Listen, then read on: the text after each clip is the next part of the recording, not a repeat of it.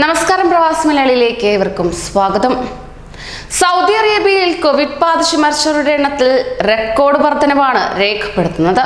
Saudi അറേബ്യയിൽ 23 മരണങ്ങളും 1877 പുതിയ കേസുകളും സ്ഥിരീകരിച്ചതായി ആരോഗ്യ മന്ത്രാലയം അറിയിക്കുകയുണ്ടായി.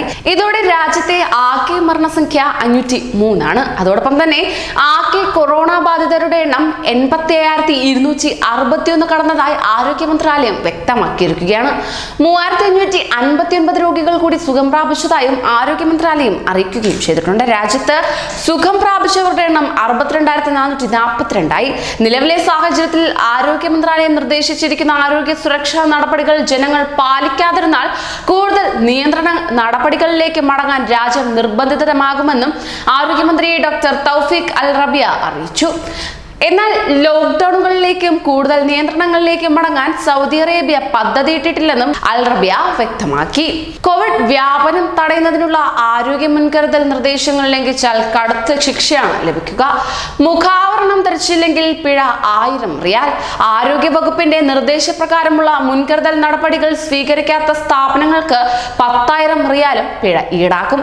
അതേസമയം പരിമിത എണ്ണം ആളുകൾ പങ്കെടുക്കുന്ന ഒത്തുചേരലുകൾക്ക് അനുമതി നൽകിയതായും ആഭ്യന്തര മന്ത്രാലയം അറിയിക്കുകയുണ്ടായി.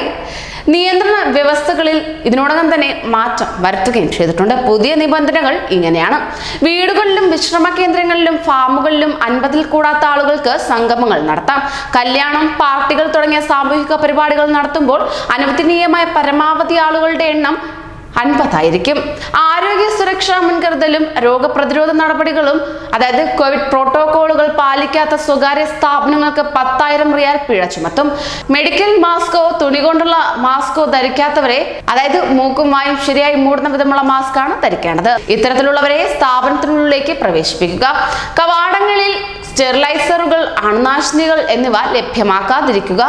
മാളുകളുടെയും കച്ചവട കേന്ദ്രങ്ങളുടെയും കവാടങ്ങളിൽ ജീവനക്കാരുടെയും ഉപഭോക്താക്കളുടെയും ശരീരോഷ്മാവ് പരിശോധിക്കാൻ സംവിധാനം ഏർപ്പെടുത്താതിരിക്കുക. തറയുൾപ്പെടെ സ്ഥാപനം ശുചിയാക്കാതിരിക്കുക. മോളുകളിലെ കുട്ടികളുടെ വിനോദ കേന്ദ്രങ്ങളും വസ്ത്രശാലകളിലെ ഡ്രസ്സിംഗ് റൂമുകളും അടച്ചുപൂട്ടാതിരിക്കുക തുടങ്ങിയവയെല്ലാം പ്രോട്ടോകോൾ ലംഘനമായി കണക്കിലാക്കുകയും 10,000 റിയാൽ പിഴ ചുമത്തുകയും ചെയ്യും. നിയമലംഘനം ആവർത്തിച്ചാൽ ശിക്ഷ ഇരട്ടിയാകും.